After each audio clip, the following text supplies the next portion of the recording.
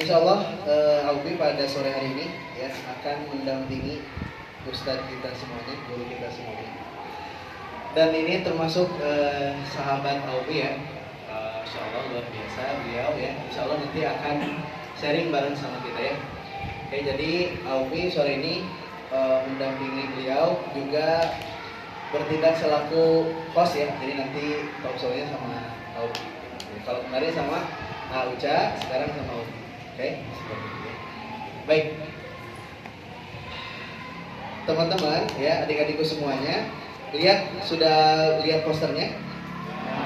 Temanya apa untuk sore ini? Oke, tadi sudah dibuka basmalah sama MC? Oh belum. Baik, supaya acara kita lebih berkah ya, semakin diberkahi Allah Subhanahu Wa Taala, kita awali terlebih dahulu dengan basmalah bersama-sama. Bismillahirrahmanirrahim. Dan juga berdoa terlebih dahulu. Allahumma inna nas'aluka ilman nafi'an wa rizqan thayyiban wa amalan mutaqabbalan. Amin ya Allah ya Rabbal. Baik. Ya, dari judulnya, dari temanya itu apa tadi? Pemuda Apa? Pemuda soli. Pemuda soleh, pemuda nah, jadi insya Allah kita akan bahas seputar pemuda ya, dan juga seputar soleh ya, orang soleh gitu ya. Insya Allah nanti kita akan membahas bareng ya bersama Kang Raf ya. Nah sebelumnya kita mau kenalan dulu ya sama beliau ini, silahkan mau perkenalkan diri terlebih dahulu.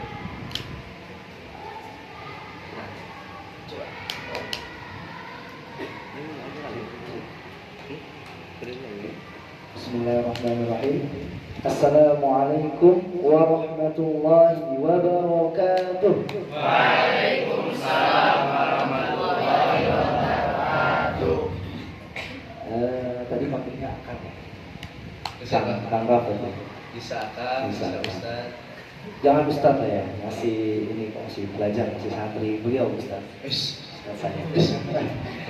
Nah, mungkin sebelum saya memperkenalkan diri, mau sapa lagi. Tadi kan yang nyapa tadi Aubi ya, Masya Allah, berjalan sekali dia. Tadi Aubi udah nyapa, sekarang gantian. Sekarang Kang Raf yang nyapa. Kita sapa. Apa kabar adik-adik? Alhamdulillah luar biasa. Allahu Akbar. Masya Allah, antusiasnya luar biasa banget ini didikan Aubi. Oke, mungkin saya memperkenalkan diri terlebih dahulu.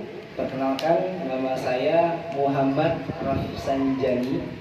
Mungkin sedikit agak asing bagi orang Indonesia, karena Rafsanjani ini ternyata setelah saya tanya kepada bapak, itu ternyata alasannya karena Rafsanjani itu nama Presiden Iran. Pada saat itu nama Presiden Iran Rafsanjani, karirnya bagus dan solid segala macam. Akhirnya bapak berharap saya mungkin manggil kesolehannya saja. Nama Muhammad Rafsanjani. Saya berasal dari Bengkulu. Teman-teman ada yang tahu Bengkulu itu di pulau mana? Sumatera. Sumatera. Betul. Masya Allah. Tapi ini tadi kenapa saya tanyakan? Kenapa saya tanya Bengkulu itu di pulau mana? Soalnya beberapa kali saya memperkenalkan diri. Oh iya, Bengkulu yang di Sulawesi itu ya. Itu miris sekali ya, karena Bengkulu memang salah satu provinsi yang baru dan tidak terlalu dikenal oleh masyarakat Indonesia. Seakan-akan tadi mana begitu? Iya, tadi mana? Padahal ada di Sumatera. Kalau teman-teman cek maps itu ada. Tetanggaan sama Jambi sama Palembang. Nah, saya berasal dari Bengkulu. Jadi teman-teman biar agak identik dan agak khas, jangan panggil Kang Raf.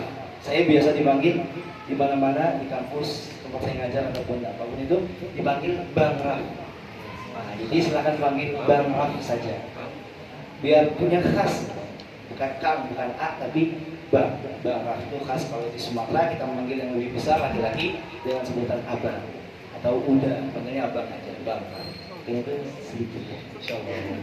Jadi beliau jauh-jauh dari Bengkulu untuk mengajar kita semua di sini. Oh. Oke, Masya Allah. Jadi tadi pengennya dipanggil Bang Raf ya? Bang Raf. Oke, jadi nanti kita semuanya panggilnya Bang Raf. Oke, nyamannya pakai ini atau ini? Cek, enak. Enak. Wah.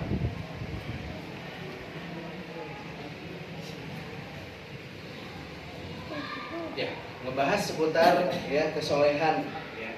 Itu hari ini ya kita tahu semuanya kalau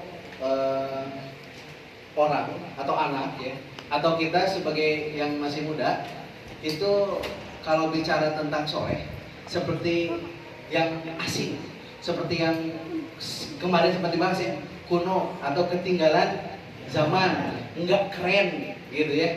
Kalau kita ke masjid ya, kita jadi soleh itu kayak nggak keren kayak gitu ya.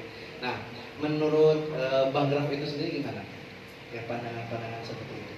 Nah, setelah Bang Raf merantau, jadi awalnya kan lahir di Bengkulu sampai tamat SD di Bengkulu. Setelah itu SMP Bang Raf mulai menjalani kisah di perantauan. Masya Allah. Jadi perantauannya dari SMP? Dari SMP itu Bang Raf pesantren ke Lampung, pesantren tahfiz. Tamat SMP, begitupun setelah SMP, SMA Bang Raf melanjutkan lagi di perantauan ke Sumatera Barat, ke Padang. Nah, mungkin berawal dari sini untuk tadi bagaimana pandangan kita atau pandangan masyarakat terhadap kata-kata soleh. Nah, itu ternyata dari beberapa sudut pandang berbeda. Dari kami yang sudut pandang santri, yang saya dulu menyantri dari SMP, dari SMA, tamat SMA lanjut lagi sempat ke Jawa Timur dulu. Habis itu ke Jogja, baru akhirnya terdampar di Bandung. Masya Allah. Terdampar ya? Terdampar di Bandung. Kenapa bisa terdampar ceritanya? Karena magnet dari orang-orang soleh di Bandung memanggil bisa aja.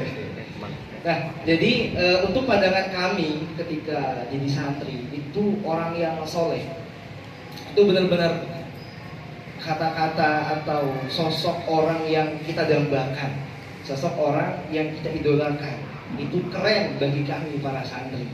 Akan tetapi ternyata setelah saya keluar dari pesantren penjara suci, pesantren itu disebut penjara suci bagi beberapa orang ya, karena di sana kita teman-teman di penjara, jangankan tidur, makan pun diatur, mau tidur pun ada waktunya, kita main pun 1 minggu hanya ada 1 jam atau ada beberapa jam. Jadi kita di sana benar-benar penjara, seakan-akan di penjara, tapi itu penjara suci yang melahirkan orang-orang soleh tadi.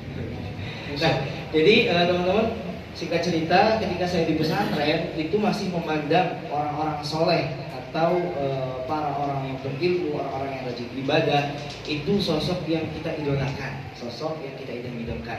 Akan tetapi setelah Bang Raf lulus dari perantauan pesantren tadi hingga akhirnya menginjak ke kota Bandung dan masuk ke wilayah yang baru lagi, yaitu wilayah kampus, jadi bergeser tren tadi yang tadinya soleh menurut kami itu sosok yang keren, sosok yang luar biasa, tetapi ketika melihat pada masyarakat di umum, yaitu pada masyarakat perkotaan dan bukan masyarakat santri, ternyata soleh itu kuno, tradisional bagi mereka.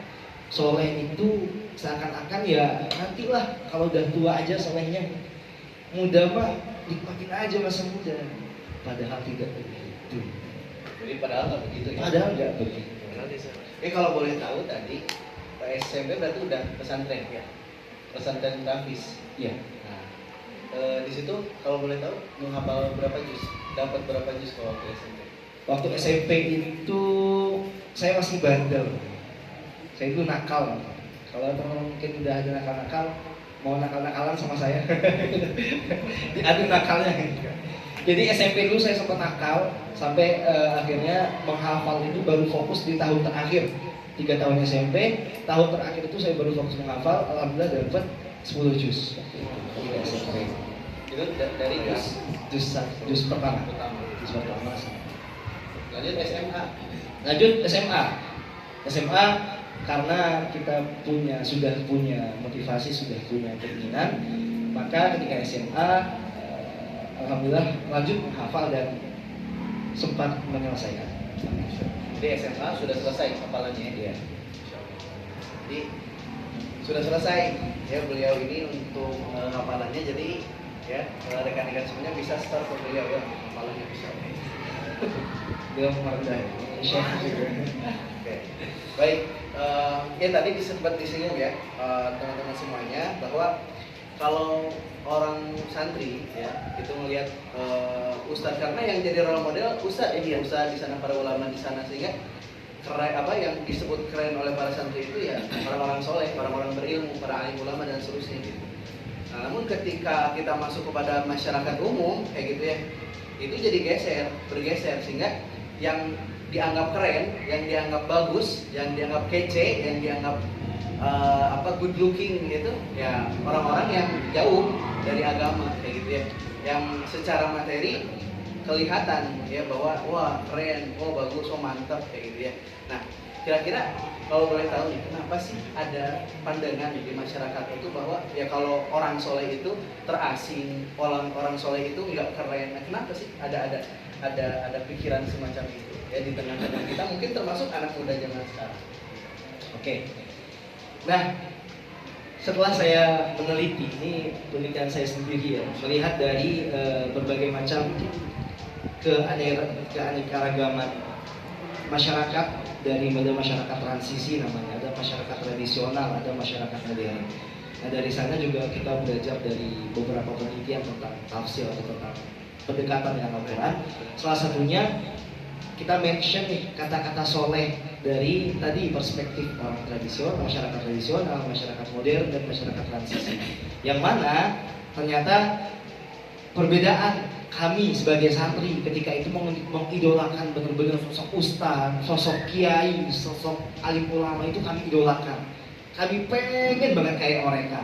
Tetapi ketika melihat pada masyarakat modern sekarang, kok mereka bisa mengidolakan bahkan yang sosok berlawanan dengan ustaz ya, atau dengan alim ulama, orang yang tidak berilmu tapi dia gayanya keren, dia umbar kaya segala macam. Ternyata setelah kita selidiki, itu yang membedakan santri atau masyarakat tradisional dengan masyarakat modern, masyarakat perkotaan itu adalah dari segi informasinya. Nah, yang mana ketika kami menjadi santri, masyarakat tradisional di pedesaan itu terbatas akses informasinya, teman-teman. Jadi kita itu yang kita lihat itu ya ustaz yang ada di pesantren, yang beliau menguasai berbagai segi keilmuan. Gak hanya bisa ngaji doang, tapi beliau bisa matematika, beliau bisa ilmu pengetahuan alam, bisa ilmu pengetahuan sosial dan segala macam. Yang mereka bisa menguasai ilmu-ilmu itu, dan mereka bisa ahli dalam berbagai bidang, ada yang dokter, ada yang segala macam. Tetapi ketika kita melihat masyarakat modern, informasinya tidak terbatas. Teman-teman bisa buka apa saja di handphone, bisa lihat apa saja, bisa menonton siapa saja, bisa komen apapun ya gitu kan. Nah, jadi mungkin yang pertama itu yang membedakan. Ketika di pesantren, kita itu nggak boleh bawa HP. Kalau ada yang bawa HP, disita. Kalau ketahuan nanti dihancurkan. Kita nih ada kasus bawa HP, ketahuan, kiainya langsung, mana HP? Dikumpulin di depan. Jadi kalau di pesantren itu nanti beberapa bulan sekali akan ada razia besar-besaran sama pengurus. Nah, ada razia, ketangkep tuh beberapa HP, ada ketahuan apa yang diambil di depan santri, akhwat dan ikhwan, dibanting. Ini yang menghalangi kita menghafal Al-Quran, yang menghalangi kita dapat ilmu ketika di pesantren. Di pesantren benar-benar fokus untuk jangan informasi itu keluar dari apa-apa yang ada di pesantren. Mic-nya bagus kan sekarang? Tadi juga bagus, lebih bagus lagi. Terdistraksi. Nah, yang belakang kedengeran nggak? Oke, kalau kedengeran boleh merapat lagi. Nah, jadi ketika di pesantren itu informasinya terbatas.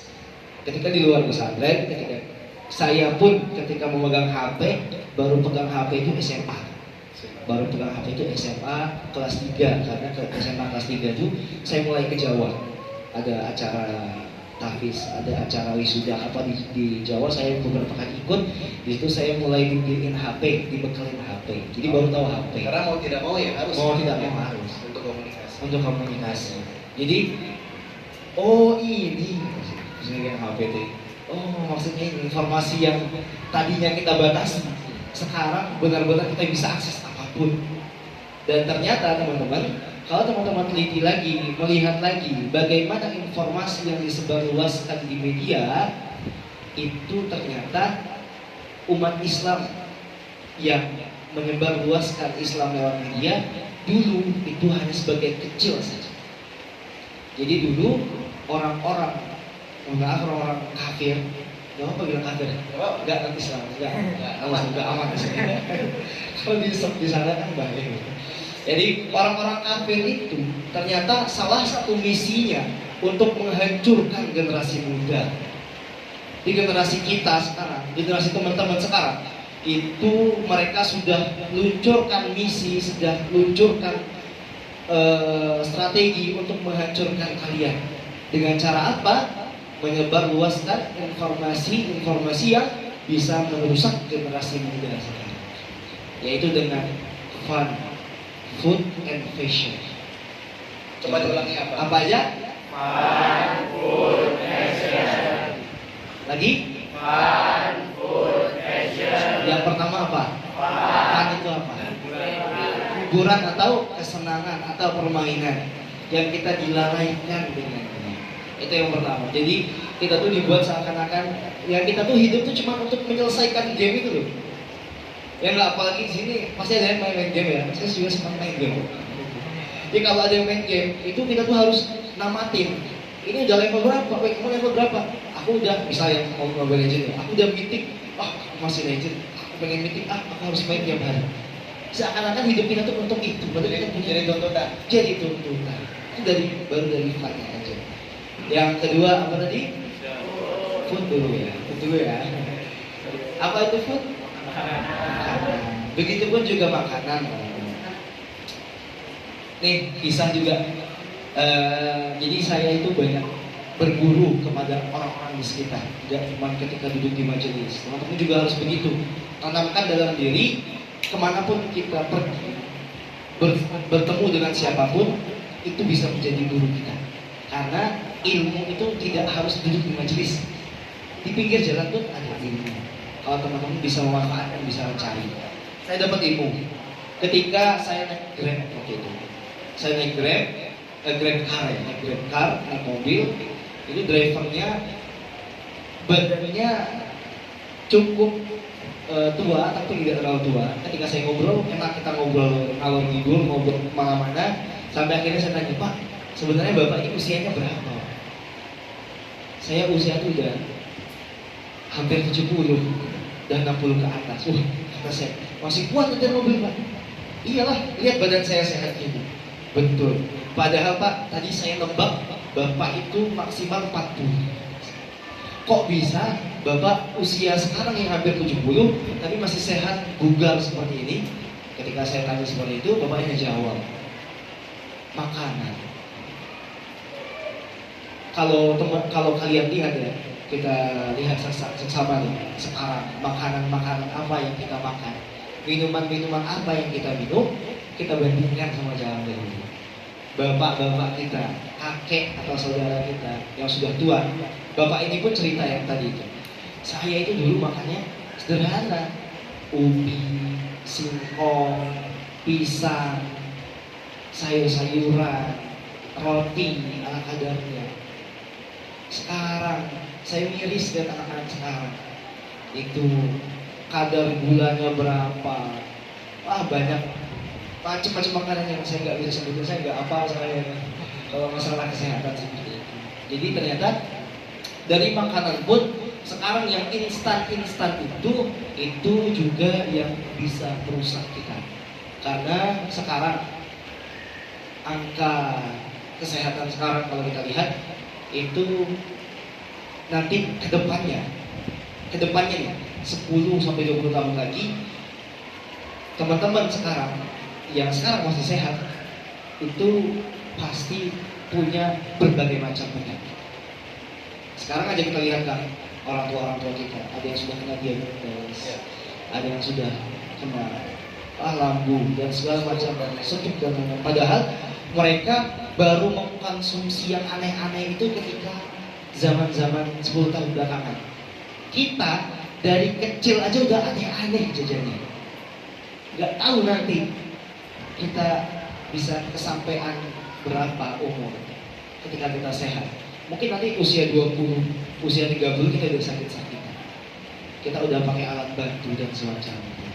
Jadi ternyata dari segi makanan pun itu sudah bisa merusak kita para generasi muda. Dan yang ketiga tadi apa teman-teman? Fashion. Nah ini fashion juga termasuk role model tadi. Jadi fashion itu juga cuma tampilan atau hiasan, akan tetapi siapa yang kita idolakan itu juga termasuk. Bagi kami mungkin informasi yang terbatas, ya kami yang mengidolakan yang ada di depan kami, yang orang yang memang seharusnya kita idolakan. Akan tetapi teman-teman di sini bisa melihat siapapun, akses itu bisa teman-teman tanpa batas. Tergantung media itu sedang menaikkan siapa. Jadi ternyata ada misi, misalnya kenapa boyband Korea itu bisa sangat terkenal dan bisa sampai di Indonesia? Karena dunia menyuarakan itu. Karena media-media asing mendukung itu. Gak bisa orang umat muslim mencegahnya. Justru banyak umat muslim yang menyebarluaskannya. Jadi ternyata itu menjadi role model. Mau gak mau ketika saya lihat, kok mereka mengidolakan kayak gini. Jadi kami yang saat itu heran awalnya. K-pop itu apa nggak tahu, drakor tuh nggak tahu. Kita awalnya memang aneh gitu, melihat orang-orang itu mengidolakan sosok ini, mengidolakan ini aneh, mengidolakan ini aneh. Tapi ketika saya masuk sekarang ke dunia yang sudah modern, ke kota yang udah bukan pesantren lagi, oh wajar mereka itu mengidolakan sosok ini, karena fashionnya itu, stigma atau kata keren itu diarahkan ke mereka. Yang seharusnya keren menurut Islam itu punya sosok sendiri, tetapi sekarang keren menurut dunia itu ke sana. Dan kita mau nggak mau terbawa ke sana. Padahal kita sudah punya sosok keren yang paling keren, yang nggak ada kalah keren dibanding yang lain, yaitu Nabi Muhammad SAW. Orang yang berusaha untuk seperti beliau dalam keilmuan, dalam keibadahan, dalam sikap keseharian, itu yang seharusnya keren yang harus kita ikuti. Tapi sekarang justru malah sebaliknya. Jadi gitu ya, Bang. Jadi informasi itu sangat ngaruh banget gitu. Jadi apa yang kita lihat, apa yang kita dengar di sosial media, apa yang kita tonton gitu, itu ngaruh banget. Betul banget. Termasuk kita jadi suka sesuatu, itu juga termasuk karena tontonan kita. Karena tontonan informasi kita juga. Betul banget. Itu sesuai dengan penelitian. Ada penelitian itu iklan. Jadi teman-teman kalau misalnya lihat iklan di YouTube, itu jangan aneh. Ada iklan baliho di depan sana, itu jangan aneh. Ada iklan lagi di mana-mana misal. Mereka tuh bayar loh. Buat masang gambar di pinggir jalan tuh bayar loh, mahal. Buat masang bendera, itu bayar loh. Cetak benderanya, terus juga beli bambunya, lupa orang supaya masang itu bayar loh. Sebenarnya iklan itu fungsinya apa sih? Supaya masukin informasi ke kepala orang, dan penelitian menyebutkan bahwa orang itu 19 kali melihat sesuatu baru dia tertarik akan 19 kali ada pengulangan terus-menerus. Berarti kalau kita nonton sesuatu yang itu bisa jadi negatif, diulang-ulang terus, bisa jadi asalnya benci jadi suka. Jadi itu kenapa ya? Jadi sudah kejawab ya teman-teman sekalian, kenapa ya orang-orang itu nganggap soleh itu nggak keren, soleh itu nggak bagus, soleh itu apa sih gitu ya? Lebih baik yang kemarin dibahas ya, YOLO, your only life once, hidup kamu cuma sekali dan seterusnya, kan gitu. Jadi pandangan kita sebagai anak muda ya udah Anak muda menikmati masa muda aja dah, nggak usah soleh menanti kalau sudah tua, kalau sudah bau tanah baru jadi soleh. Itu padahal tidak seperti itu ya Ustaz ya. Bang, ya, biasa. Oke, jadi gitu. Luar biasa. Jadi informasi ya harus kita perhatikan sebagai seorang muslim karena apa yang kita saksikan, apa yang kita tonton, apa yang kita baca itu akan mempengaruhi jati diri kita sebagai seorang muslim. Ya. Nah, oke. Nah, ada pertanyaan nih. Oke, tadi sudah disampaikan kenapa ada orang seperti itu. Terus kita nih sebagai seorang muslim ya harusnya seperti apa sih sekarang hidup di zaman ini itu harusnya kayak gimana? Di tengah berbagai macam fitnah yang sekarang ada ya, di tengah yang tadi sudah disebutkan fun, food, fashion gitu. Gimana kita harus menjalani kehidupan semua ini? Apa yang harus kita bangun di dalam diri kita? Yang paling penting gitu, yang harus kita punya, kita pegang gitu. Oke, ini pertanyaannya berat. Nah, teman-teman semuanya, adik-adik juga teman-teman yang luar biasa khususnya menyimak buat yang mencatat juga luar biasa. Nah, tadi pertanyaannya, jadi yang kita lakukan sekarang tuh harusnya seperti apa dengan perkembangan zaman yang tak terbendung dan juga kita sebagai sosok generasi muda Islam yang akan menopang kelanjutan Islam berikutnya, jadi kita harus bertindak seperti apa? Nah, mungkin kita lebih sederhanakan. Nah, jadi teman-teman tadi udah dengar ya kisah Bang Raf tadi ketika SMP, Bang Raf pesantren di mana? Di mana? Lampung, benar sekali. Dicatat Lampung. Dicatat Lampung. Jadi dulu Bang Raf itu pesantren 3 tahun di Lampung. Kita berangkat dari kisahnya aja. Nah, dulu Bang Raf itu dari mulai awal masuk pesantren itu awalnya teman-teman. Awalnya itu Bang Raf nggak pengen masuk pesantren. Awalnya nggak pengen. Nggak pengen. Berarti terpaksa. Terpaksa sekali. Ini karena dulu Bang Raf nakal. Nakalnya pokoknya nakal aja. Karena dulu Bang Raf nakal, akhirnya udah masuk pesantren aja kamu. Masuk pesantren. Tahun pertama itu drama. Kalau teman-teman suka nonton drama Korea atau sinetron itu, dulu saya aktor. Pemeran utama. Dulu pesantren itu drama. Dulu Bang Raf tuh berpikir gimana caranya orang tua itu bawa Bang Raf pulang ke Bengkulu. Bengkulu, informasi ya, for your information, Bengkulu sama Lampung itu jaraknya 1 hari perjalanan atau 23 jam. Jadi kalau mau kabur pulang ke rumah itu nggak tahu naik apa, bingung. Karena waktu itu masih kecil. Jadi Bang Raf itu jauh-jauh di antara ke Lampung. Itu awalnya terpaksa dan tahun pertama isinya drama semua. Pokoknya Bang Raf nggak kuat, nggak mau pesantren, sakit-sakitan. Pokoknya banyak cara, banyak drama supaya Bang Raf itu ditarik lagi supaya nggak pesantren, supaya di sekolahin di rumah. Karena ketika pesantren, semua kenyamanan yang kita dapatkan di rumah itu berubah.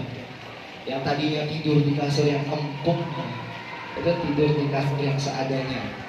Ketika di rumah kita bisa makan apapun, bisa makan berapa kali pun. Di pesantren itu dibatasi, makan 2 kali atau 3 kali sehari. Dan ketika mandi pun kita mandi seenaknya saja, udah mau mepet maghrib baru mandi.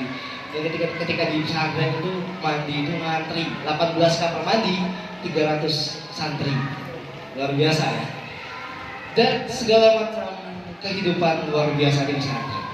Itu Bang Raf terpaksa tahun pertama pengen berhenti, gak kuat sampai akhirnya ada satu kasus yang nenek sama bapak, nenek sama kakak itu sama bapak sama ibu itu ribut. Udahlah kalau bapak sama ibu gak mau ngurus anaknya, udah biar nenek sama kakek aja. Sampai ribut, sampai bapak Bang Raf mengatakan, ini anak saya yang ngurus, saya yang bertanggung jawab, mending saya nangis sekarang daripada nanti saya nangis ketika anak saya sudah besar. Begitu tekad bapak saya. Tapi yang nangis pada saat itu bukan nenek sama kakek, tapi saya nangis. pengen pulang. Tapi jangan samain ya nangis laki-laki sama nangis perempuan. Nangis laki-laki itu full. Pergi ke kamar mandi, hidupin peran, nangis. gitu. Ini triknya buat laki-laki ya. Nah, jadi saya teringat orang tua ini. Agak sedih kalau ya. Nah, jadi teman-teman, ini dulu perjuangan bapak itu untuk pesantren saya tuh enggak sederhana. Ya akhirnya singkat cerita, akhirnya saya mulai betah di pesantren. Dari yang tadinya saya terpaksa, akhirnya saya mulai betah. Dan ketika saya tamat SMP, ketika SMA, saya baru punya alasan untuk kenapa saya harus hafal Quran. Nah, yang ingin saya sampaikan yang pertama, kita itu, teman-teman semua, kita itu bisa menjadi sesuatu atau ingin menjadi apapun ternyata karena terbiasa. Mau teman-teman terpaksa atau sukarela, itu hasilnya akan menjadikan kita yang sekarang. Dulu saya menyesal ketika SMP, saya rasanya menyesal masuk pesantren. Saya terpaksa teman-teman. Masih 3 tahun pesantren SMP, saya menyesal rasanya dulu. Tapi sekarang saya bersyukur walaupun dulu terpaksa, sekarang menghasilkan yang saya yang sekarang. Jadi kita yang dulu itu adalah kita yang sekarang. Kita yang sekarang itu menghasilkan kita yang akan datang. Itu yang pertama yang saya sampaikan. Pertama, mau terpaksa atau sukarela, hasilnya sama, menghasilkan kita yang sekarang. Jadi teman-teman, mau terpaksa masuk surga atau sukarela masuk neraka? Aduh, gak kedengaran suaranya. Mau terpaksa masuk surga atau sukarela masuk neraka? Gak ada sukarela masuk neraka, gak ada. Terpaksa masuk surga atau sukarela masuk neraka? Terpaksa masuk surga. Maka pilihlah pilihan-pilihan yang berat, yang kita kira itu berat sekarang, yang kalau misalnya mengaji itu mudah atau susah sih? Mengaji itu teman-teman ngantuk apa enggak? Kalau main game ngantuk enggak? Enggak, ya. Kalau misalnya ngaji ngantuk, main game enggak. Padahal kalau malam-malam sama, coba kita adu. Yang 10 malam, yang satu main game, yang satu baca Quran. Orangnya berbeda biarin. Kita adu mana duluan yang tidur kira-kira gitu. Pasti yang ngaji duluan. Nah, jadi pilihlah pilihan-pilihan yang sekarang teman-teman kira berat. Belajar itu berat. Pusing banget, udah baca gak paham-paham, baca lagi gak paham-paham. Belajar datang ke ustadz jauh. Ini apa, ini diulang-ulang lagi sama ustadznya. Ngaji ngafalin gak dapet murojaah susah, udahlah gak usah ngafal aja. Teman kira sekarang berat, tapi terus berproses hingga nanti akhirnya teman-teman bersyukur atas pilihan yang terpaksa. Nah, itu yang pertama. Yang kedua, ternyata selain dari kita terpaksa melakukan sesuatu, kita juga kita butuh motivasi. Kita butuh yang namanya dorongan. Nah, dorongan atau motivasi itu harus kita dapatkan, harus kita cari. Bang Raf pribadi, yang mendorong Bang Raf itu menghafal Quran. Hadis Nabi SAW yang mungkin sudah populer, ya, di antara teman-teman. Nanti ketika yaumul akhir, ketika dikumpulkan seluruh manusia, maka dipanggil kedua orang tua, maka diberikan taj mahkota dan juga jubah kebesaran. Yang seraya bertanya, mengapa kami diberikan seperti ini, ya Allah? Maka Allah mengatakan, karena sesungguhnya anakmu telah mengambil anakku. Itu mungkin salah satu yang memotivasi Bang Raf. Mengapa Bang Raf harus hafal?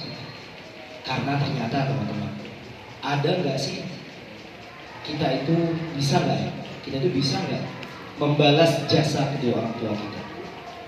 Siapa di sini yang sayang sama ibunya? Angkat tangan, yang nggak angkat tangan nggak sayang. Oke, turunkan. Yang sayang sama bapaknya. Oke, turunkan. Beneran ya? Bener. Kalau katanya bohong. Sayang.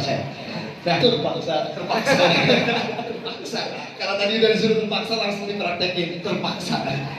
Nah, jadi teman-teman, kita itu bilangnya sayang sama bapak, bilangnya sayang sama ibu. Padahal ibu itu udah susah payah ngelahirin kita, ngasuh kita. Bapak itu udah bersusah payah mencari dari yang halal, menyamping dari yang haram. Dan juga bapak itu di luar dari itu, tanpa kita tahu beliau itu sampai mengorbankan berbagai macam kesenangan beliau agar kita merasakan kesenangan. Nah, kita berdusta kalau kita bilang sayang, kalau kita bilang cinta, tapi kita nggak balas kebaikan mereka. Maka ketika kita misalkan Allah beri harta, Allah beri kekayaan, kita berikan motor, kita berikan mobil, kita beri orang tua kita makan makanan terenak di dunia, kita kasih rumah, kira-kira itu semua bisa nggak sih ngebales kebaikan bapak sama ibu kita? Gak cukup. Ternyata Allah memberikan keutamaan dalam menghafal Quran, yaitu orang-orang yang menghafal Quran itu nanti bisa membalas kebaikan atau jasa kedua orang tuanya. Nah, ini yang memotivasi Bang Raf agar Bang Raf itu harus sabar, seenggaknya bisa menolong kedua orang tua kelak di yaumil qiyamah. Jadi selain dari awalnya kita terpaksa, teman-teman nanti juga harus menemukan motivasi. Motivasi itu ada dalam fadilah atau fadilah itu keutamaan. Misal teman-teman kalau mau Ramadannya maksimal, tahu dulu keutamaan Ramadan itu apa. Pengen menghafal Quran, tahu dulu keutamaan menghafal Quran itu apa, fadilahnya apa, dan sebagainya. Itu tadi kisah Bapak ketika SMP yang awalnya terpaksa, ketika SMA mulai menemukan motivasi sehingga hasilnya Bang Raf sekarang itu bersyukur banget dari apa-apa dulu yang Bang Raf dapatkan. Padahal dulu teman-teman, Bang Raf itu tadi kan pengen berusaha bisa bawa orang tua ke surga, amin. Padahal kalau teman-teman tahu dulu, Bang Raf itu keselnya sama bapak itu segimana. Bayangin aja Bang Raf dulu dibuang ke pesantren, bahasanya dibuang lah gitu ya, dimasukin ke pesantren. Nih, kalau santri itu biasanya ada jadwal penjemukan, 1 bulan sekali dijemuk, 3 bulan sekali dijemuk, ada yang 6 bulan sekali, ada yang setahun sekali, itu maksimal. Bang Raf tuh cuman diantri pas daftar tok. Daftar bulan sekarang diantarin. Bulan depan kita sudah mulai masuk, itu disuruh pergi sama rombongan. Dan gak pernah dijenguk. Wisuda pun bapak gak datang. Sesedih apa itu? Sekesel apa itu? Kesel banget Bang Raf. Wah, tuh rasanya jarang banget ngobrol sama orang tua, negur sama orang tua. Dan orang bapak pun begitu ke Bang Raf pada saat itu. Sampai SMA pun masih begitu. Sampai akhirnya Allah bukakan kiranya. Ketika mulai akhir-akhir SMA, mungkin Bang Raf sudah kelihatan santrinya, mulai dibicarakan oleh masyarakat, mulai masyhur di karangan ya kampung lah. Ketika itu mulai banyak Allah bukakan. Dari situ ada orang yang bilang, oh luar biasa ya, Raf sekarang gini. Tahu nggak dulu bapak kamu gini? Tahu nggak dulu bapak kamu gini? Padahal Bang Raf nggak pernah nanya sama bapak dulu ngapain aja, kok sampai buang saya sana? Ada yang bilang, tahu nggak dulu pas bapak kamu masukin kamu ke pesantren, pas pulang bapak kamu tuh nangis gak berhenti sampai rumah? Gak mungkin. Bapak tuh orang yang paling kejam nih, abang bilang gitu dulu. Gak mungkin. Beneran, saya saksinya, kata beliau. Bapak kamu dulu nangis pas sampai di rumah pun kadang keinget itu orang makan apa ya bisa. Gak mungkin. Bapak tuh kejam. Kalau sama Bang Raf tuh gak pernah ngomong yang, nah apa kabar? Enggak. Dari mana? Kayak gitu. Ceritanya militer lagi, keras. Kita tuh keluarnya keras mata. Jadi awalnya benci banget. Tapi Allah ubah benci itu tadi dengan Allah buka tirai. Ternyata Bapak Waraf nangis, mendoakan, bahkan sampai jual ini, bahkan sampai itu buat membiayai saya. Ya Allah, langsung lepas itu. Jadi apa yang bisa saya balas untuk Bapak saya? Tangisan mereka. Mungkin sekarang yang menjadikan saya punya ilmu sedikit, juga saya mungkin bisa diandalkan dan segala macam, itu bukan saya, teman-teman. Mungkin dari ibu saya yang ketika bekerja pun masih sempat nangis mendoakan saya. Begitupun dengan bapak yang dalam pacu, dalam pekerjaan, misalnya Gojek, dalam menarik motornya pun masih sempat mendoakan kita. Kita yang sukses sekarang itu bukan hasil kita sepenuhnya, tapi hasil dari doa-doa tulus mereka yang sampai hingga akhirnya menjadikan kita sukses sekarang. Jadi ada 3 poin tadi yang Bang Raf sampaikan. Yang pertama, teman-teman harus pilih pilihan yang menghebatkan teman-teman di masa yang akan datang. Terpaksa atau sukarela, hasilnya sama. Itu yang pertama. Jadi kita harus berpola, namanya habit. Dan Ramadan ini adalah bulan habit. Habit itu artinya apa? Betul sekali. Jadi Ramadan ini adalah bulan membiasakan diri dalam kebaikan. Ketika Ramadan ada teman-teman yang ngomong kotor, weh puasa. Ketika sudah Ramadan, jangan malah lanjut ngomong kotornya gitu. Tapi ingat, tadi kita sudah membiasakan kebiasaan baik, terus terpaksa atau sukarela, habit itu hasilnya sama. Itu yang pertama. Yang kedua, kita juga butuh motivasi. Kita harus tahu keutamaan, fadilah dalam hal yang kita tekuni. Dan yang berikutnya, doa orang tua jangan sampai lepas, jangan sampai tinggal. Jangan malu untuk bilang, Bu, Pak, Ma, Pak, doain Dede ya, doain adik ya, supaya bisa hafal Quran. Dan tahu gak kisah ada ulama yang dikutuk jadi ustaz karena doa ibunya?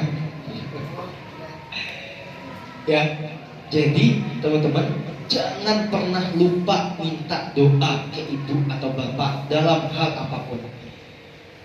Bu, Pak, sekarang adik udah punya cita-cita pengen hafal Quran.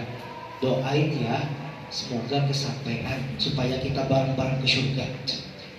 Didoain seketika itu juga, atau didoain ketika malam harinya, dan sampai keledek kita dikutuk jadi penghafal Quran. Masya Allah, luar biasa itu ya. Jadi itu.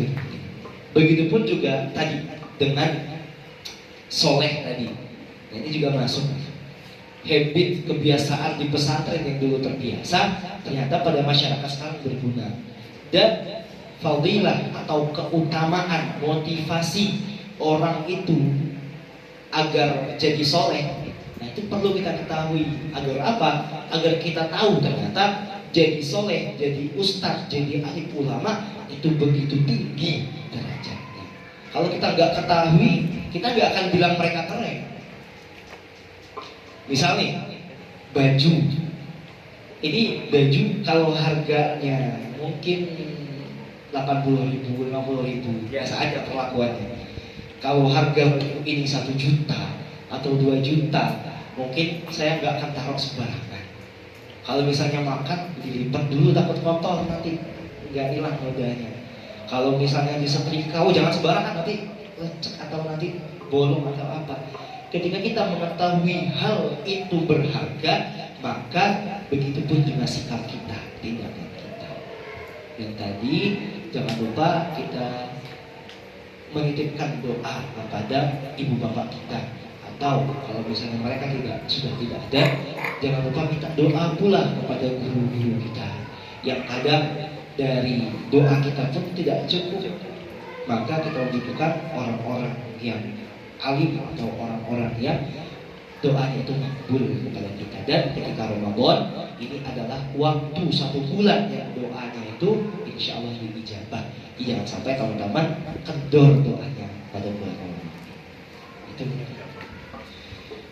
Berarti apa ya? Tadi ibadah kita, gitu ya, amal soleh kita berarti tidak lain tidak bukan karena biasa. betul sekali. Jadi kalau nggak dibiasain, ya nggak bisa. Ya nggak bisa. Jadi banyak yang ngeluh, Bang. Oh, Bang Raf itu enak ya bisa ngafal Quran tuh, luar biasa itu. Kayaknya emang bakat suaranya juga merdu, itu memang titipan dari Allah. Mereka nggak tahu proses Bang Raf dulu yang nangis-nangis di kamar mandi itu seperti apa. Mereka nggak tahu itu, mereka nggak tahu akarnya itu sampai mana. Dalam surah apa? Ibrahim ya. Alam tara kaifa daraballahu mathalan kalimatan thayyibatan kasyajaratin thayyibatin asluha thabitun wa far'uha fis sama.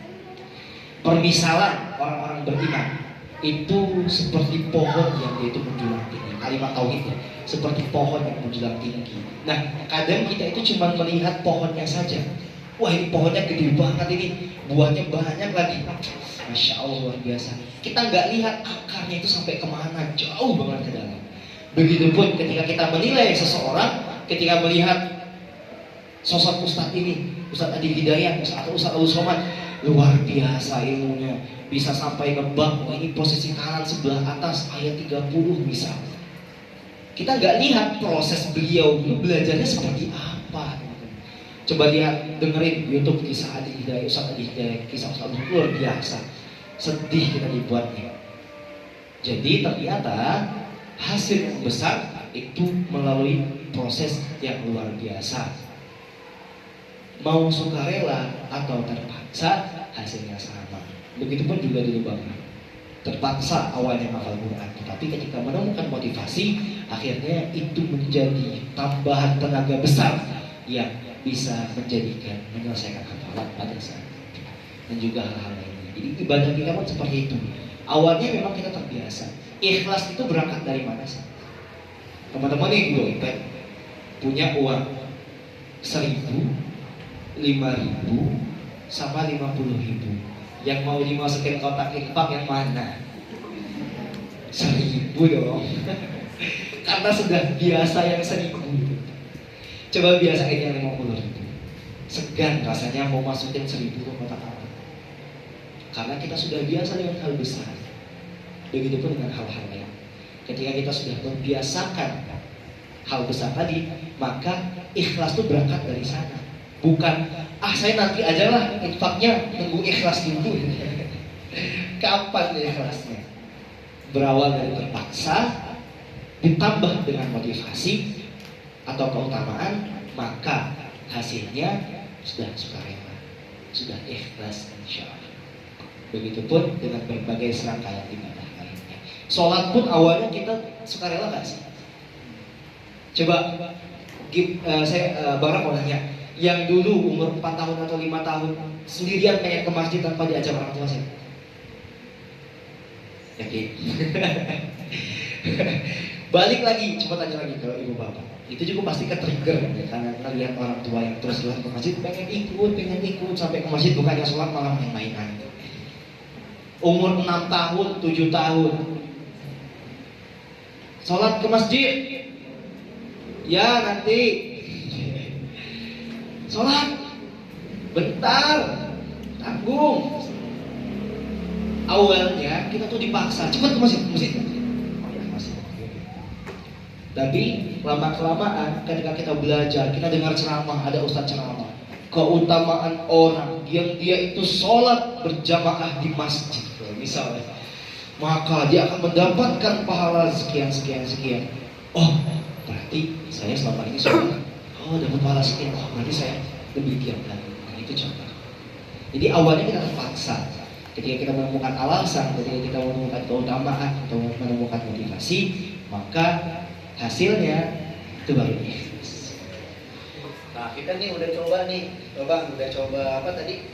Kita udah coba biasakan gitu ya. Kita udah coba mau biasakan, walaupun itu adalah satu hal yang berat buat kita gitu ya. Nah, terus kita juga udah nyari ini motivasi, tapi kalah sama rasa malas. Nah, itu tuh gimana tuh? Nah. Apa motivasinya yang salah atau kenapa? Atau gimana? Nah, malas itu siapa ini malas? Mana yang malas mana? Ya, teman-teman, malas itu rumusnya cuma satu, dilawan. Gak pakai dalil, gak pakai apapun, dilawan. Percuma kita punya dalil kuat kalau kita masih, aduh, gak ada alasan. Sama malas gak ada alasan. Masih ada waktu, gas sekarang. Jangan pernah menunda pekerjaan. Masih bisa sekarang, gas banget. Jadi malas itu dilawan. Nggak ada apa resep-resep khusus. Malas cuma dilawan. Sama seperti hafal Quran. Resep lancar hafalan itu apa? Murojaah nggak ada yang lain, nggak ada yang lain. Lawannya malas, ya sama, dilawan. Di murojaah jangan malas-malesan. Jadi malas itu diapain? Dilawan, nggak ada dimanja-manja. Saya harus punya motivasi kuat supaya nanti saya nggak malas-malasan lagi. Nah itu dia udah malas sekarang itu. Dia bilang saya sekarang harus cari motivasi dulu supaya besok saya nggak malas-malasan. Nah, sekarang tuh dia menunda, sekarang dia malas lagi. Jangan tunda. Saya lagi malas sekarang, lawan. Langsung lawan sekarang. Nggak jangan malas. Cari pekerjaan, cari pekerjaan. Pokoknya malas itu dilawan. Makanya santri itu kegiatannya full. Kalau teman-teman tahu, kita tuh dari jam 2, jam 3 pagi itu sampai jam 10 malam itu full. Gak ada kasih waktu untuk males. Waktu mandi itu dari jam 7 sampai jam 8 itu waktu mandi. Bayangin 1 jam kita mandi, 200 sampai 300 santri ngantri 18 kamar mandi. Gak ada waktu malas. Beres halakoh pagi jam 7, beres ngaji pagi jam 7, langsung lari duluan, ambil alat mandi, mandi dulu. Habis mandi langsung ke dapur makan. Habis makan gak kerasa tuh, 5 menit lagi udah masuk ke masjid lagi. Jadi gak ada waktu buat males-malesan. Nah di situ kita diajarkan disiplin dengan terpaksa dulu. Jadi paksa dulu aja rasa males. Mau gak mau, lama kelamaan kita gak kerasa. Oh ternyata kita tuh sudah mengatasi rasa malas. Gitu. Jadi dipaksa lawan aja, nggak bisa, lawan aja. Karena kadang-kadang kalau gini ya,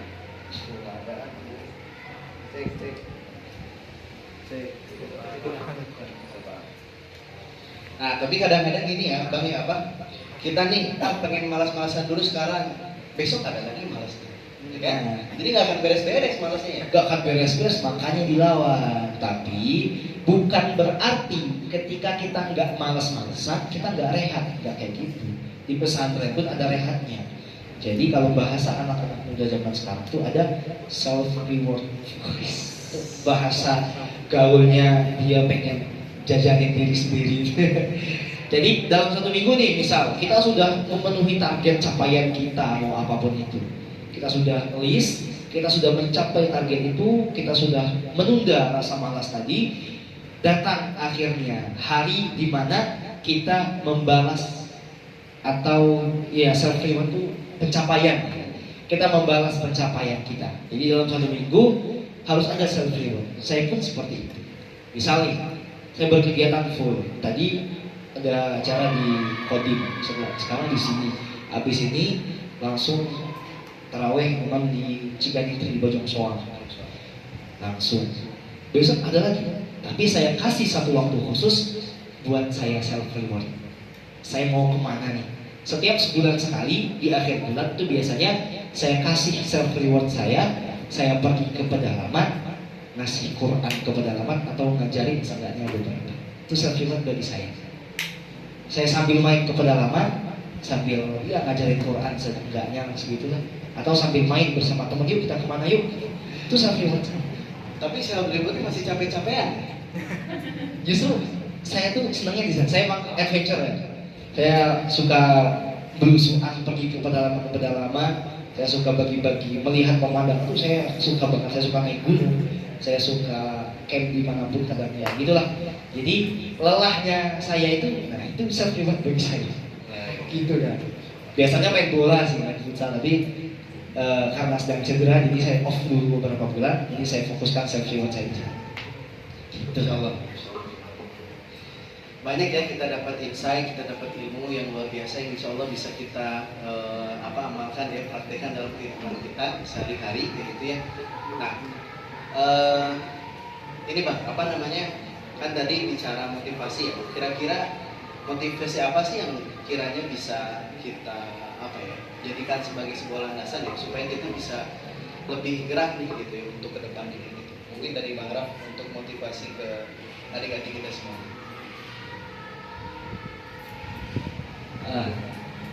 Yang pertama, mungkin ada kasih dua aja nih. Nah, dua aja. Nah, yang pertama, pepatah Melayu mengatakan, ini keren kalau mau jadi quotes. Biasanya kalau orang dulu ngajar di SMA juga tuh, Bang, quotes today, minta quotes coba, sampaikan aja gitu kata-kata mutiara atau kata-kata pepatah. Yang pertama, pepatah Melayu. Ini nyambung ke yang terpaksa lagi. Pepatah Melayu mengatakan gini, tak atau nak atau tak nak, nak atau tak nak. Iya, Melayu, Bang Melayu. Nah, Bang Ram kan dari Bengkulu nih. Bengkulu itu bahasanya Melayu juga, teman-teman. Tapi aksennya beda. Kalau misalnya Upin Ipin Malaysia itu aksennya kayak misalnya misalnya apa itu? Nak kemana? Misalnya gitu ya. Lucu maksudnya. Emang orang Melayu misalnya. Nah, kalau Bang Ram aksennya beberapa daerah di Sumatera itu terbagi. Kalau yang Bang Ram, Bengkulu, Jambi, Palembang itu aksennya O. Nak kemana? Jadi bukan Kalau tadi nak kemana? Kalau yang Bang Ram O. Nak kemana? Nah, aksen kami O. Ini pepatah Melayu. Nak atau tak nak? Wih, bukan pertanyaan. Bukan pertanyaan. Ini lagi, aduh, gak jadi ah. Untung. Ini bukan pertanyaan. Enggak lagi pantun ya. Ini lagi kasih pepatah. Nak atau tak nak? Kalau nak 1000 daya, kalau tak nak 1000 daya. Ulangi lagi ya. Nak atau tak nak? Kalau nak 1000 daya, kalau tak nak 1000 daya.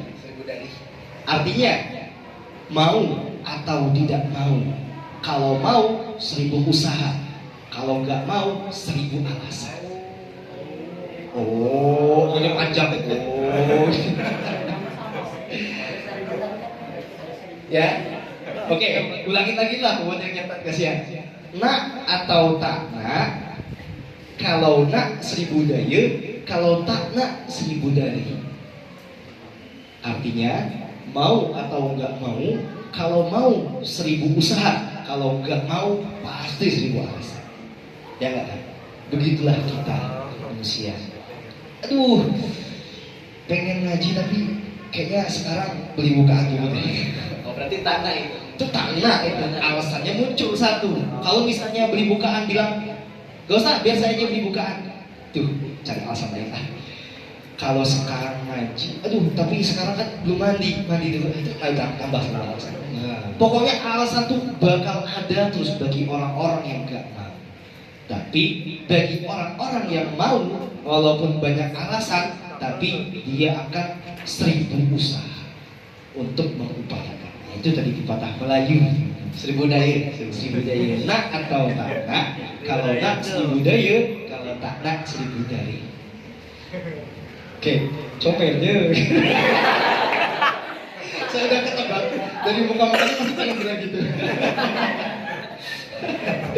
Oke, itu yang pertama. Nah, yang kedua. Nah, buat adik-adik juga, buat teman-teman semuanya, kita itu serangkaian ibadah yang kita lakukan, maupun terpaksa atau sukarela tadi. Nah, kita semua mengharapkan apa? Ridho Allah.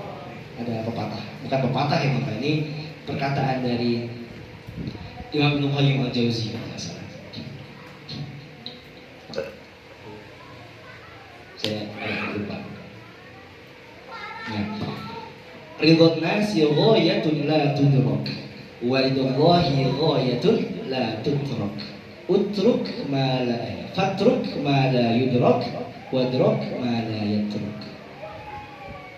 Ada yang bisa artiin dapat hadiah dari Kang Alvin. Saya kasih hadiah sama. Kasih hadiah ini. Nah. Oke. Nah, saya artiin sekarang aja. Ridullahi ghayatun la tudrak. Ridun nasi ghayatun la tudrak. Wa ridullahi ghayatun la tudrak. Fatruk ma la yadrak wadrak ma la yatruk. Ridho manusia. Ini udah kayak lagi dikte aja ya, pelajaran sekolah. Adalah satu hal yang tak mungkin digapai. Waridullah, akan tetapi ridho Allah adalah satu hal yang jangan sampai ditinggalkan. Maka gapailah hal yang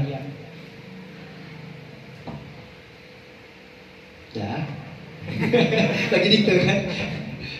Maka gapailah hal yang gapailah. Maka salah. Maka tinggalkanlah hal yang tidak pasti didapatkan dan gapailah hal yang pasti tidak ditinggalkan. Mungkin kata-katanya lebih keren kalau kita lihat terjemahannya. Saya menerjemahkan sendiri. Susah. Dulu di pesantren kan mahfuzatnya nggak diterjemahin. Kita susah juga nih buat ini. Bentar ya, saya cari bentar.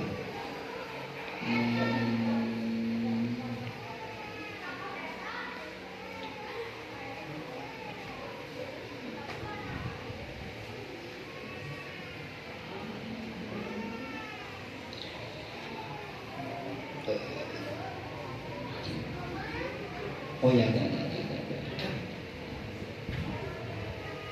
Oke, saya ulangi lagi ya. Ridwan nasi ghayatun la tudrak wa ridallahi ghayatun la tudrak. Fatruk ma la yudrak wa drak ma la yatruk. Artinya, bagaimana kok nggak ada? Saya nulis bahasa Arab semua. Sudah sih. Kayaknya ada di screen sebelah. Kita cari ya. Kira-kira ada bahasa Indonesia-nya. Ini dicatat biar jadi dibikin SG ya. Wah, biasanya begitu sih. Gak apa-apa ya, untuk menginspirasi, Nggak apa-apa. untuk sharing.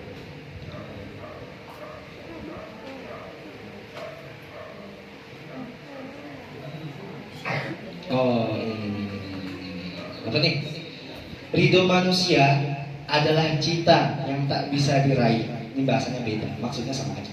Sedangkan ridho Allah adalah seriusnya tuh. Ulangi lagi ya. Ridho manusia adalah cita yang tak bisa diraih. Sedangkan ridho Allah adalah sesuatu yang tak sepatutnya ditinggalkan. Oleh karena itu, atau maka ditulis, tinggalkanlah apa yang tidak mampu diraih dan raihlah apa yang tak sepatutnya ditinggalkan. Paham? Paham? Jadi kebanyakan dari kita nanti, mungkin sekarang teman-teman belum ngerasain, ketika teman-teman mulai berdakwah misalkan, nah kadang suka bergesekan ridho Allah dan ridho manusia. Itu sumber permasalahannya. Ketika kita menginginkan ridho manusia, padahal ridho manusia itu dikatakan di perkataan ini adalah satu hal yang gak mungkin diraih. Saya kalau katakan Alvin, saya itu harusnya seperti ini. Kalau tadi saya harusnya seperti ini, saya harus seperti ini. Gak akan bisa diraih ridho manusia. Akan tetapi ada ridho yang seharusnya tidak pernah kita tinggalkan, yaitu ridho Allah. Maka tinggalkan ridho yang tidak mungkin kita dapatkan dan ambil ridho yang tak seharusnya kita tinggalkan. Keren ya? Itu quotes tadi. Dan dari Bapak tadi sudah cukup itu aja ya. Ya baik, ya, jadi kayak gitu ya. Kira-kira dapat ya poinnya ya. Oke, kita coba ulang ya. Poin pertama tadi apa? Biasa, bisa karena. Nah, coba kita ulang lah. Gimana? Terus apa yang harus dipilih? Pilihlah pilihan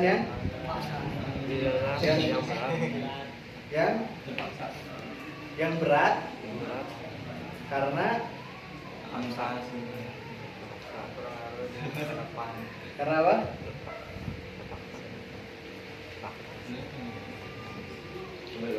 Kayaknya ini terpaksa. Bingung nih gimana. Kalau terlalu tawadhu mungkin ya. Malu ya. Jadi lupa. Nah yang pertama nih teman-teman, kita tuh bisa karena terbiasa. Pilihlah pilihan yang berat sekarang, karena pilihan itu akan menghasilkan kita yang akan datang. Kalau kita tanya, tadi saya baru dari komplek TNI Kodam, itu mereka punya slogan, kami bisa karena biasa. Lihat gak badannya gede gitu, susah gak latihan? Susah. Tapi mereka bilang apa? Mereka bisa karena biasa. Begitupun juga Bang, hafal Quran itu ternyata ada polanya. Kita sudah biasa menghafal 1 halaman 2 halaman, nanti akan bisa menghafal berjus-jus berikutnya.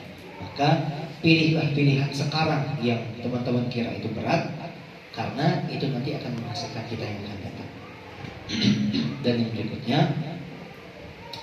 cari keutamaan atau fadilah dari setiap amalan yang kita lakukan, karena itu akan menjadikan sumber tenaga tambahan tadi dari hal-hal yang awalnya terpaksa, nanti akan menjadi sukarela akhirnya. Dan jangan lupa doa dari orang tua kita, karena itu yang akan menjadikan kita ke depannya. Mungkin itu, dan juga tadi ditutup dengan 2 quotes ya. Semoga bisa menambah dari semangat kita dalam bulan Ramadan. Ya baik, barangkali ada yang mau bertanya ya, dipersilakan dari Ikhwan 1, Akhwan 1. Silakan foto.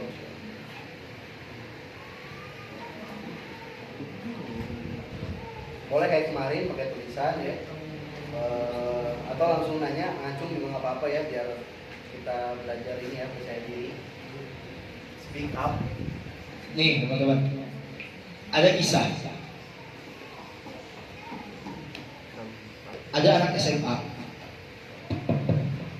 Ketika itu sedang ada pertunjukan di sekolahnya. Nah, singkat cerita, ketika orang-orang itu tampil, maka ada juga orang-orang yang nggak tampil. Setelah selesai acara itu, menyesal orang-orang yang nggak tampil. Kenapa? Ternyata ketika mereka atau orang-orang itu memberanikan diri untuk tampil, untuk bicara saja, saat itu sedang ada orang yang melihat yang tampil. Ketika itu sedang tampil nyanyi misalnya, dia tampil nyanyi, padahal dia nggak percaya diri, tapi dia tampil. Begitupun dengan orang-orang yang lainnya, ada yang tampil, ada yang nggak tampil. Dia memberanikan diri, padahal ketika dia tampil itu ternyata ada orang yang diam-diam, dia itu ternyata produser musik. Dia sedang mencari orang-orang yang punya suara merdu. Dan ternyata orang-orang yang tadi tidak tampil, dia tidak percaya diri, padahal dia punya bakat suara yang bagus. Akhirnya dia tidak tampil. Ada orang yang dia percaya diri, walaupun bakatnya itu biasa saja, dia yang terlihat maka dia yang dipilih. Kalau teman-teman lihat, ini juga kisah gitu, ada yang tahu Hanim Dia? Itu karena saya waktu itu pernah ikut seminar motivasi. Ya, itu disampaikan juga kisahnya beliau itu anak SMA yang datang ke X-Factor gitu, ikut audisi. Dia dirayu berapa kali, dibujuk, akhirnya dia mencoba. Padahal dia nggak percaya diri, masih pakai baju SMA. Bayangkan kalau misalnya dia nggak berani, kalau dia nggak percaya diri, nggak seterkenal sekarang. Sekarang udah luar biasa terkenal. Jadi percaya diri itu dibangun atas dasar terpaksa juga. Saya dulu juga awalnya naik ke mimbar kayak ngomong sekarang. Ini udah enak karena udah terbiasa. Dulunya luar biasa teman-teman. Pas di pesantren itu sebulan sekali ada muhadharah. Kita harus tampil, semua saat itu harus tampil. Mau nggak mau saya pasti dapat ceramah, pasti dapat ngaji, pasti dapat tampil apapun itu. Wah itu dulu mau alasan sakit kayak mau apa, tapi nggak bisa. Pasti dapat nanti waktunya saya tampil. Belajar untuk percaya diri. Nah, di sini panggung teman-teman buat percaya diri. Dimulai dari angkat tangan, bertanya, hingga sampai waktunya nanti teman-teman bisa duduk. Jadi jangan sampai menyia-nyiakan waktu sekarang teman-teman belajar untuk percaya diri. Itu tadi ilmunya, sekarang praktiknya. Silakan, ada yang bertanya. Iklan satu apa satu?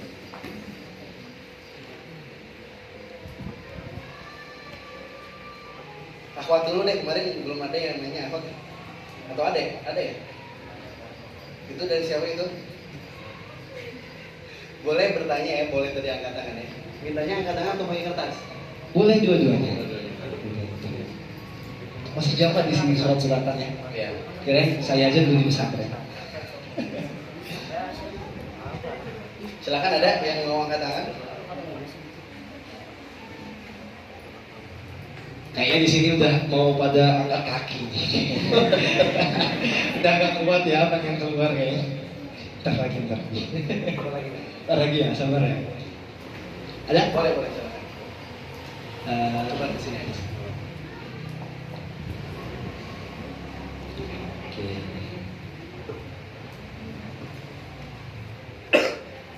Bismillahirrahmanirrahim. Cara Assalamualaikum, Babang Waalaikumsalam. Tampan. Oh enggak ya. Tambah-tambahin deh. Cara istiqomah melakukan suatu hal. Tapi ini nggak ada tanda tanya, jadi kayak pernyataan. Kayaknya belum selesai nanya. Cara istiqomah melakukan suatu hal. Cara Istiqomah. istiqomah melakukan suatu hal. Ulang-ulang. Istiqomah ini ada masjid istiqomah. Yang sana Citarum.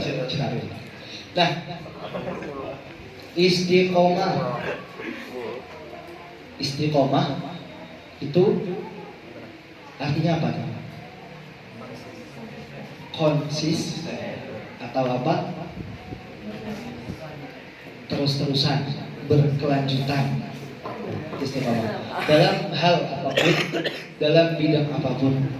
Gimana sih caranya supaya kita istiqomah? Sebenarnya tadi dari materi yang kita bahas itu sedikit mendukung dari bagaimana cara kita istiqomah. Yaitu tadi kita terbiasa melakukan sesuatu, habis itu kita tahu keutamaannya, maka timbul keinginan besar untuk melakukan hal itu terus-menerus. Nah, dan juga istiqomah itu dari hal kecil sampai hal besar, dari sedikit sampai banyak. Istiqomah. Jadi biasanya nih teman-teman, kalau biasanya kita sholat tarawih sekarang nih 8 rakaat langsung besar, karena sebelumnya kita nggak pernah tahajud bisa. Pas setelah Ramadan udah lepas juga. Jadi caranya dari hal kecil. Harusnya kalau misalnya saya sampaikan materi sebelum Ramadan, itu saya sudah harus anjurkan teman-teman harus tahajud dulu 2 rakaat minimal, tambah 3 witir. biar tadarusnya Ramadan itu kencang bisa selesai 30 juz. Dari sebelum Ramadan kemarin sudah harus baca Quran minimal setengah juz. Karena dari situ kita bisa terus berkelanjutan dari hal kecil. Kalau misalnya kita langsung melakukan hal besar ketika Ramadan, tidak ada jaminan setelah Ramadan kita bisa melakukan hal-hal itu. Jadi dari hal kecil ke hal besar, dari yang dikit sampai yang banyak, itu istiqomah. Kalau misalnya teorinya tadi lakukan dengan materi-materi tadi, terpaksa kita punya motivasi besar, maka kita punya keinginan untuk melakukan hal itu terus-menerus. Misal baca Quran, gimana sih Bang? Biar kita istiqomah baca Quran tiap hari 1 juz. Yang pertama, kita jadikan Al-Quran, bacaan Al-Quran itu sebagai prioritas tuntutan. Dan lagi-lagi lakukan dengan terpaksa. Mohon maaf, saya pribadi bukan berarti saya baca Quran terus tiap hari berjus-jus. Males tuh datang, teman-teman. Tapi mau nggak mau karena ini murojaah ya harus. Malesnya kalau lagi sakit tuh nggak mau banget baca Quran. Jangan kan baca Quran itu Quran dengan ada sampai itu. Nah, jadi kita lakukan dengan paksa karena tadi sudah menjadikan Quran sebagai prioritas. Mau nggak mau ini hal yang harus saya baca. Dan lagi-lagi kita tahu keutamaannya. Siapa yang baca satu huruf dari Al-Quran baca satu. Ini tidak. Jadi bertahap. Bertahap, kita tahu keutamaannya dan kita lakukan dengan terpaksa. Ada lagi Iwan barangkali? Ada? Waduh, ada ya. Alhamdulillah ada. The last one. Wow. Assalamualaikum Bang Ustadz. Waduh, Bang Ustadz keren juga ini. Afwan izin bertanya, bagaimana cara pada saat hafalan tidak gampang bosan? Syukran jazakumullah khair. Bang Ustadz. Bang Ustadz lagi. Keren juga ya Bang Ustadz. Saya nggak kepikiran. Nah, gimana supaya hafalan nggak gampang bosan?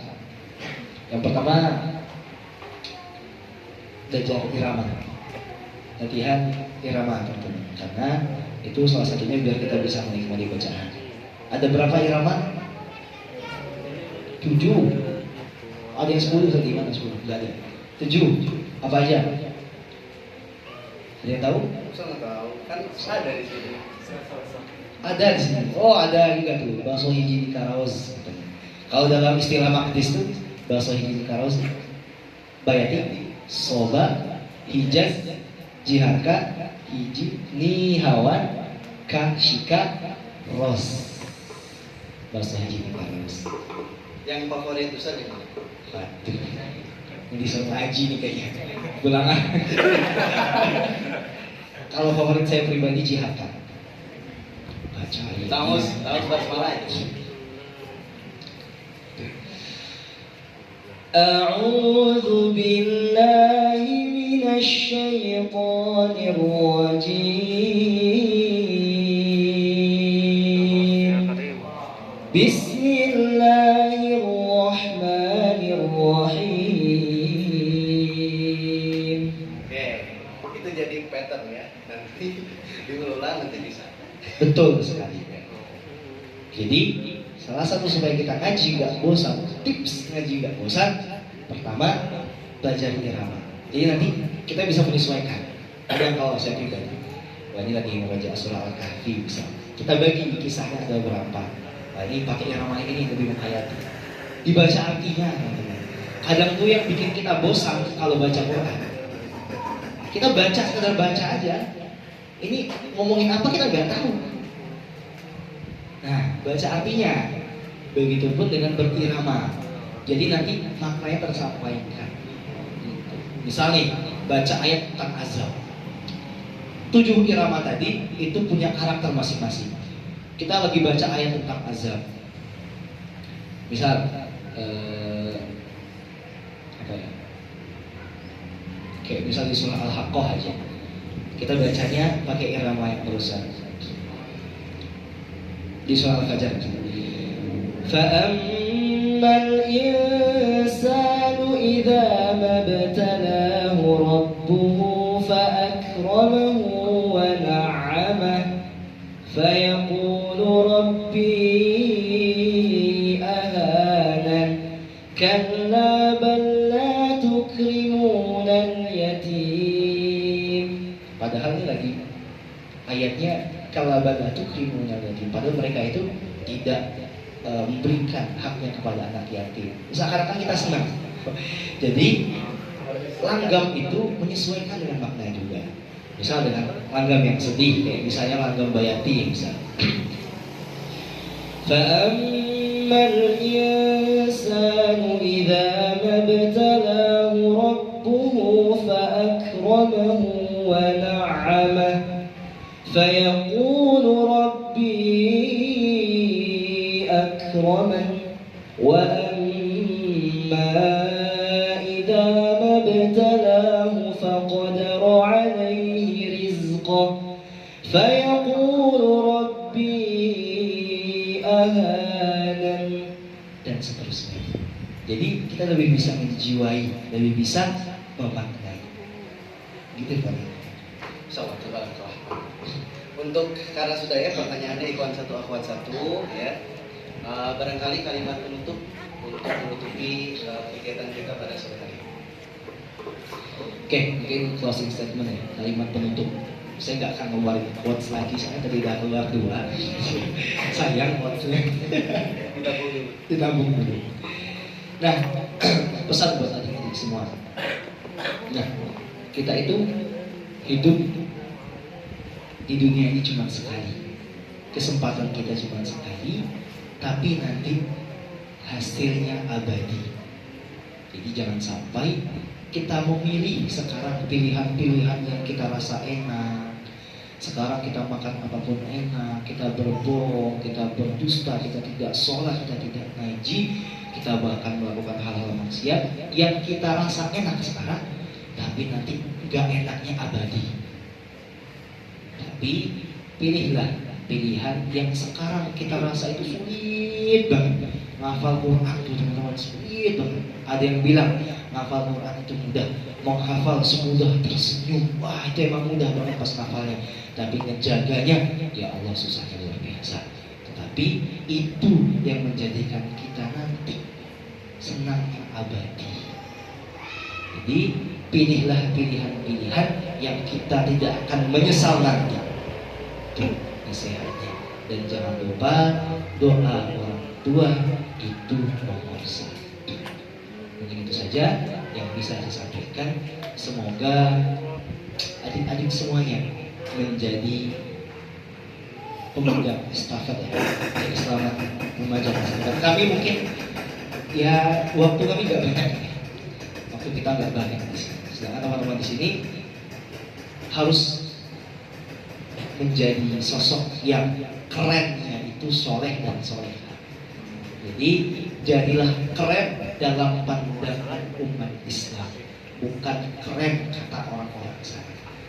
Keren bagi kita adalah orang-orang yang dia itu gak hanya bersolawat secara fasih, dia itu gak hanya menceritakan kisah Rasul, tetapi sebagaimana dia itu menyeragamkan kesehariannya, menyeragamkan apa-apa pilihan-pilihan yang Rasul pilih, maka itu pula yang kita pilih. Itu keren dalam Islam.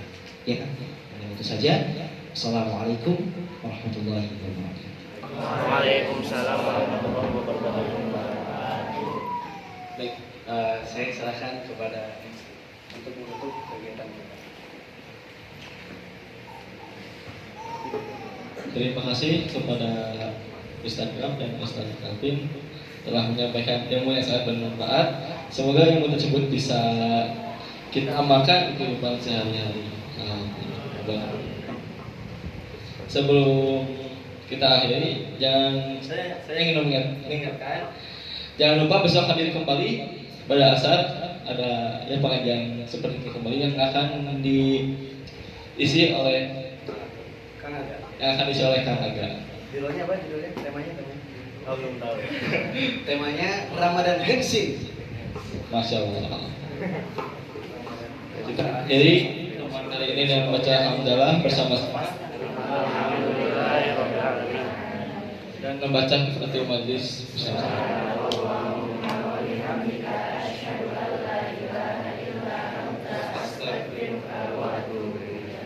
Sekian dari saya, Muhammad Febriansyah. Wassalamualaikum warahmatullahi wabarakatuh.